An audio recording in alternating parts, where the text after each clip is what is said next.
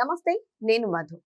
జగన్మోహన్ రెడ్డిని నమ్మకండి అంటూ తన సొంత చెల్లి షర్మిల గారు ప్రస్తావిస్తున్నారు.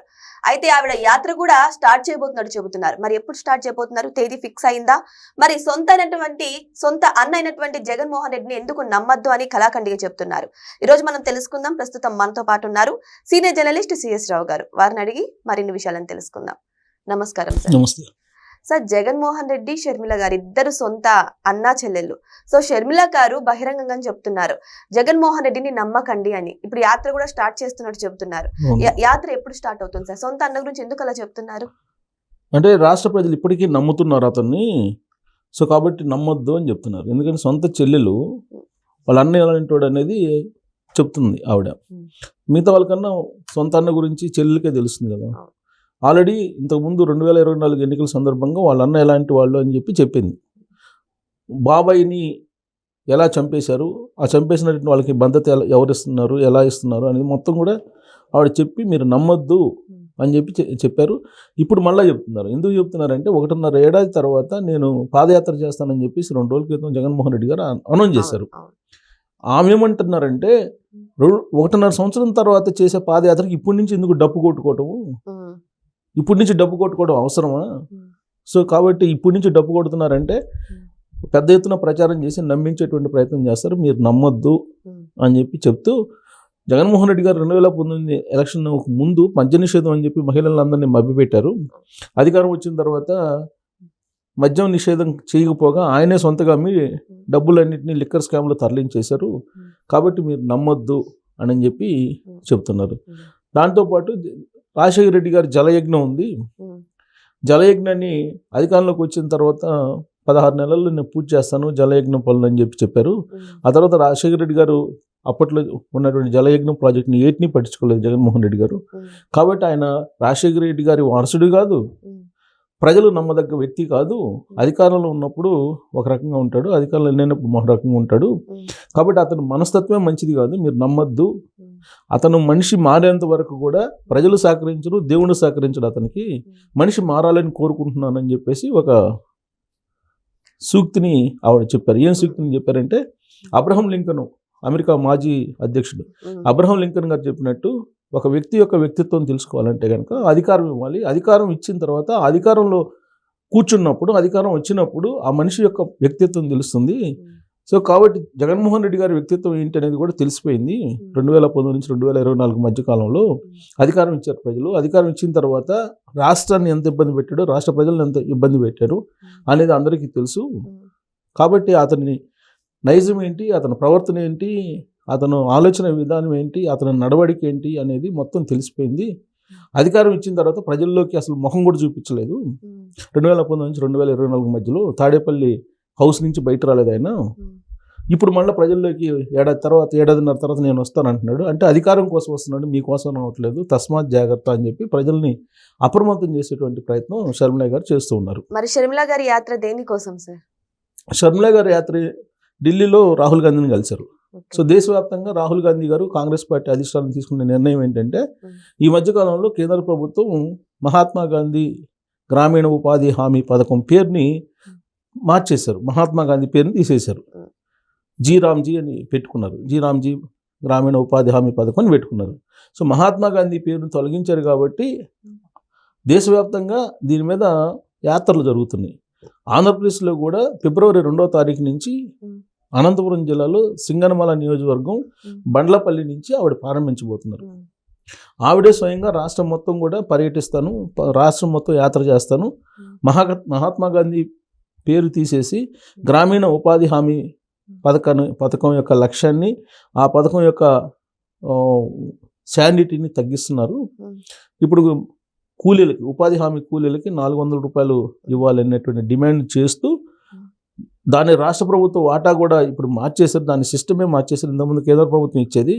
సో దాంట్లో ఇప్పుడు మళ్ళీ రాష్ట్ర ప్రభుత్వం వాటా కూడా పెట్టారు. అయినప్పటికీ రాష్ట్రాలకు సంబంధించిన ముఖ్యమంత్రులు మాట్లాడట్లేదు, ఇంక్లూడింగ్ చంద్రబాబు నాయుడు గారు కూడా రాష్ట్ర ప్రభుత్వం వాటా ఇవ్వాలి ఉపాధి హామీకి సంబంధించి అని చెప్పి కేంద్ర ప్రభుత్వం నిర్ణయం తీసుకుంటే అది కూడా ప్రశ్నించట్లేదు ఆయన. ఇంతకుముందు కేంద్ర ప్రభుత్వం మొత్తం ఉపాధి హామీకి సంబంధించిన నిధులన్నీ ఇచ్చేవి, కానీ ఇప్పుడు రాష్ట్రం కూడా వాటా వేసుకోవాలని చెప్పి కేంద్ర ప్రభుత్వం నిర్ణయం తీసుకొని జీరామ్జీ అనేటువంటిది పెట్టారు. మహాత్మా గాంధీ అనే పేరు తీసేసి ఏ ఉద్దేశంతో అయితే కాంగ్రెస్ పార్టీ అప్పట్లో దాదాపు 15 సంవత్సరాల క్రితం దీన్ని స్టార్ట్ చేశారో ఆ ఉద్దేశం పక్కదోవ పెట్టేలా ఈ స్కీమ్ని మార్చేస్తున్నారు. కాబట్టి దేశవ్యాప్తంగా నిరసన కార్యక్రమాలు చేస్తున్నటువంటి క్రమంలో రాహుల్ గాంధీ గారు ఆదేశం మేరకు ఆంధ్రప్రదేశ్లో పిసిసి అధ్యక్షురాలుగా ఆవిడ ఉన్నారు. కాబట్టి ఆవిడ ఫిబ్రవరి 2వ తారీఖు నుంచి స్టార్ట్ చేసి బండ్లపల్లి దగ్గర అక్కడి నుంచి రాష్ట్రం మొత్తం ప్రతి నియోజకవర్గంలో పర్యటించి యాత్ర చేసి ఉపాధి హామీ పథకం, మహాత్మా గాంధీ పేరు తీసేయటం, తర్వాత ఉపాధి హామీ కూలీలను కలవడం, వేతనం పెంచాలన్న డిమాండ్, వీటన్నిటితోటి నేను యాత్ర చేయబోతున్నాను.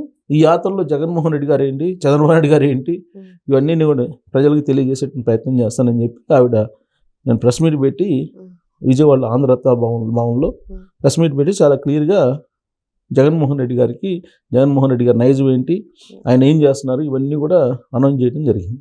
అయితే ఇక్కడ ట్విస్ట్ ఏంటంటే ఆవిడ ఫిబ్రవరి 2వ తారీఖు నుంచి యాత్ర స్టార్ట్ చేయబోతున్నారు. పాదయాత్ర కానీ యాత్ర స్టార్ట్ చేయబోతున్నారు. అయితే ఈ యాత్రలో మధ్యలో ఎక్కడో దగ్గర రాజారెడ్డి కనిపించబోతున్నాడు అనేది ఒకటి కాంగ్రెస్ పార్టీకి సంబంధించిన వాళ్ళు చెప్తున్నారు. ఈ మేరకు ఢిల్లీ నుంచి అధిష్టానం నుంచి కూడా ఆవిడ అనుమతి తీసుకున్నారు అనేది కూడా వినిపిస్తుంది. అలాగే ఇప్పుడు లిక్కర్ స్కామ్ కానీ ఈ స్కామ్ అన్ని అనేకమైన విచారణలు జరుగుతున్నాయి కదా, వాటి మీద కూడా ఆవిడ మాట్లాడుతున్నారు. ఇప్పటి వరకు ప్రజల్లోకి ఆవిడ ఎలక్షన్ టైంలో వెళ్ళారు, తర్వాత వెళ్ళలేదు. ఇప్పుడు ఆవిడ వెళ్తున్నారు. సో మొదటి విడతగా ఆవిడ నియోజకవర్గాలన్నీ బస్సు యాత్ర చేస్తారు అనుకుంటా. పాదయాత్ర కాదు కానీ యాత్ర అంటే బస్సు యాత్ర చేస్తారు.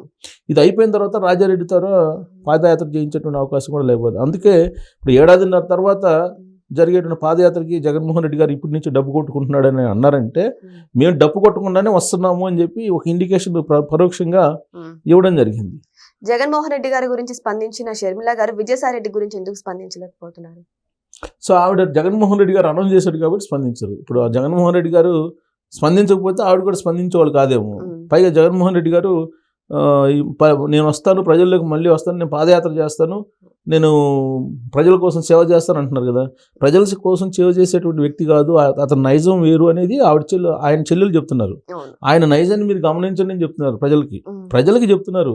జగన్మోహన్ రెడ్డి గారు మేకవన్న పులి లాంటి వాళ్ళు, మీరు కనిపించేటువంటి వ్యక్తి కాదు, లోపల మనిషి వేరే ఉన్నాడు అనేది ఆవిడ అప్రమత్తం చేస్తున్నారు.